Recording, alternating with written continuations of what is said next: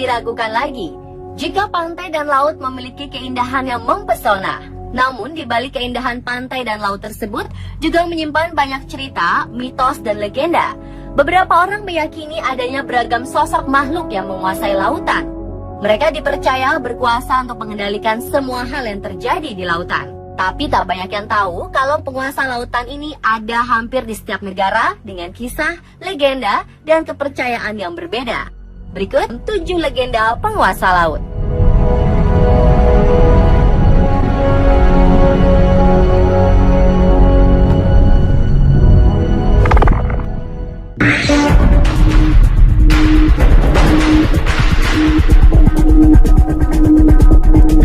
Pemirsa, tragedi pesawat AirAsia masih menyisakan duka mendalam bagi tanah air. Pencarian korban masih terus dilakukan dan penemuan badan pesawat telah mendapat titik terang.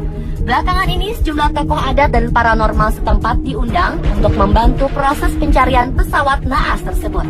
Kemudian muncul cerita rakyat setempat tentang ratu penguasa laut tempat jatuhnya AirAsia QZ8501 di Selat Karimata. Menurut salah satu tokoh adat Kalimantan, Gusti Kadran, konon Selat Karimata terkenal angker yang dipimpin oleh ratu penguasa laut itu bernama Ratu Junjung Buih. Junjung Buih disebut sebagai istri Pangeran Suryanarta yang memberikan keturunan-keturunan yang berkuasa di Kalimantan. Dia adalah putri raja pertama di Kalimantan, buah hasil pertapaannya di Candi Agung dan ditemukan dari tumpukan buih di sungai. Semua ilmu yang dimiliki Ratu Kuripan diberikan kepada Ratu Junjung Buih yang membuatnya cerdas dan menjadi panutan rakyat Amuntai karena Ratu Kuripan menjadi pengasuhnya. Terlepas dari benar atau tidaknya cerita ini, sebagai manusia kita harus pasrah dan berdoa kepada Tuhan agar semua korban dapat ditemukan.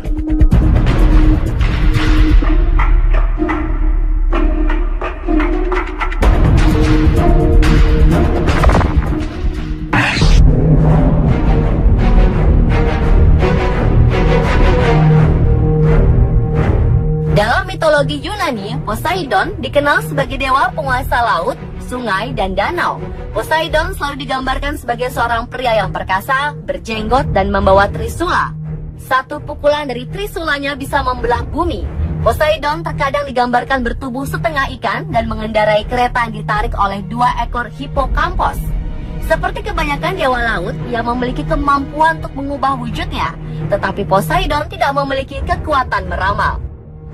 Figur Poseidon tidak mencirikan karakter keagungan seperti saudaranya Zeus, tetapi lebih mencerminkan ciri khas lautan yang bisa berubah-ubah, kadang bergejolak dan kadang tenang. Orang Yunani kuno percaya jika Poseidon adalah dewa yang menciptakan pulau-pulau baru dan membuat laut menjadi tenang. Tetapi jika Poseidon sedang marah, maka dia akan membenturkan trisulanya dan menyebabkan banjir, gempa bumi, dan kehancuran kapal laut.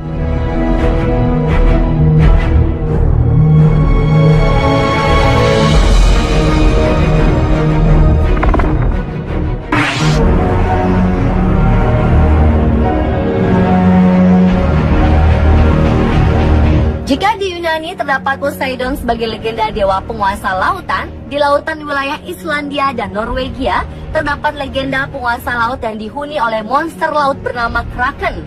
Kisah monster Kraken begitu melegenda di kalangan pelaut Norwegia selama ribuan tahun. Istilah Kraken pertama kali diperoleh dalam sebuah jurnal Systema Naturae karya Carolus Linnaeus pada tahun 1735. Jurnal itu berisikan nama monster-monster Norwegia yang hidup di abad ke-12. Dalam jurnal tersebut, Kraken dikisahkan sebagai makhluk sangat besar yang hidup di sekitar perairan sebelah utara Norwegia.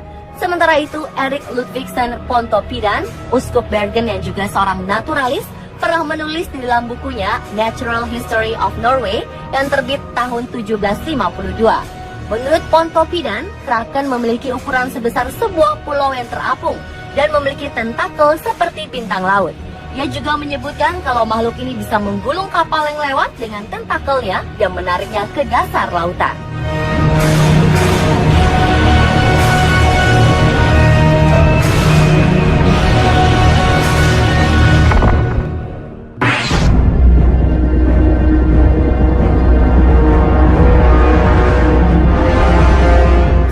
Dutchman dikenal sebagai legenda kapal hantu penguasa lautan. Seperti legenda-legenda pada umumnya, banyak versi mengenai kisah Flying Dutchman ini. Bahkan beberapa negara-negara di Eropa seperti Belanda dan Inggris mengklaim legenda Flying Dutchman sebagai legenda dari negaranya. Terlepas dari itu semua, sejarah Flying Dutchman sendiri bermula pada abad ke-17 ketika seorang kapten kapal asal Belanda bernama Bernard Fokker hendak mengarungi samudra dari Belanda ke Jawa. Versi lain menyebutkan Bernard Fokker bernama Ramhout van Dam atau Van der Decken. Konon kapal kapten Bernard Fokker melaju dengan kecepatan yang tidak bisa dibayangkan oleh orang-orang zaman dulu. Karenanya mereka dicurigai bersekutu dengan iblis dan meminta bantuannya. Di tengah-tengah pelayaran menuju Cape of God Hope, cuaca memburuk dan membuat kapal oleng. Para awak meminta pelayaran dihentikan, tapi Bernard sang kapten tidak mau dan bersikeras ingin menerjang badai.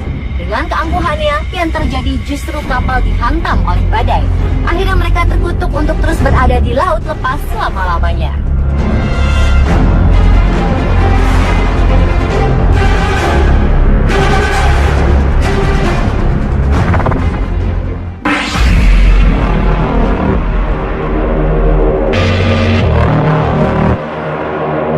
Orang-orang Tiongkok juga percaya dengan adanya dewi penguasa laut yang bernama Tian Sang Seng-mu atau dikenal pula dengan sebutan Ma Zu atau Mak Choi.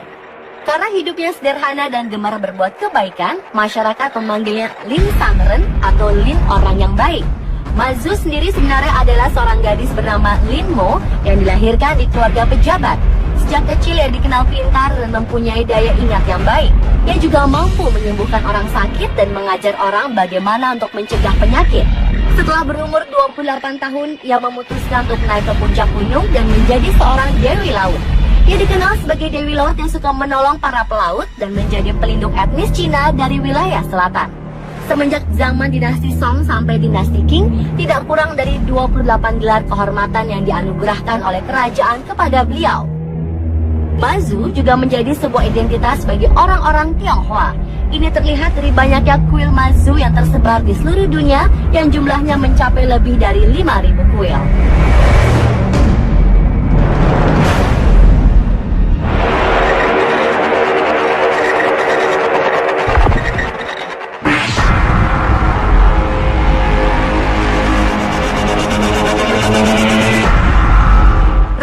Selatan adalah sebutan yang ada pada umumnya merujuk pada dua tokoh, yaitu Kanjeng Ratu Kidul dan Nyi Roro Kidul.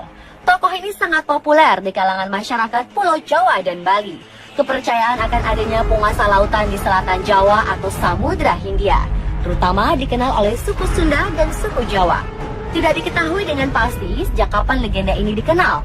Namun legenda mengenai penguasa mistik pantai selatan mencapai tingkat tertinggi pada keyakinan yang dikenal di kalangan penguasa keraton dinasti Mataram Islam, Kesultanan Yogyakarta, dan Kasunanan Surakarta. Berbagai kisah dan legenda serta mitos-mitos meliputi tokoh legendaris ini. Dan pantai Palabuhan Ratu dikaitkan sebagai tempat berkuasanya sang ratu pantai selatan. Di sekitar lokasi tersebut, tepatnya di Karanghawu, terdapat tempat petilasan ratu pantai selatan yang dapat dikunjungi untuk melakukan ritual tertentu ataupun hanya sekedar melihat-lihat.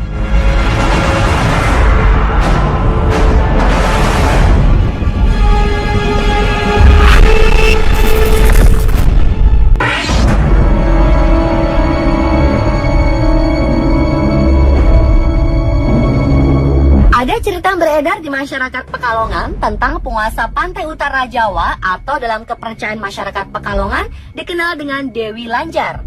Dewi Lanjar atau Ratu Laut Utara adalah sosok legenda penguasa laut utara Pulau Jawa, khususnya di utara Pekalongan, Jawa Tengah. Masyarakat Pekalongan pada khususnya masih memiliki kepercayaan kental terhadap sosok Dewi Lanjar. Konon keraton Dewi Lanjar terletak di pantai Pekalongan sebelah Sungai Selamaran.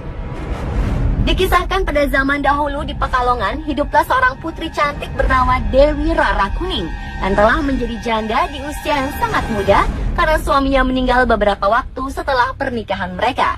Itulah sebabnya Dewi Rara Kuning kemudian terkenal dengan sebutan Dewi Lanjar. Lanjar adalah sebutan bagi wanita yang bercerai dengan suaminya dalam usia yang masih muda dan belum mempunyai anak. Karena dirundung duka, Dewi Lanjar memutuskan untuk meninggalkan kampung halamannya. dan bertapa di pantai selatan menghadap Ratu Kidul atas nasihat Raja Panembahan Senopati dan Mahapati Singorano.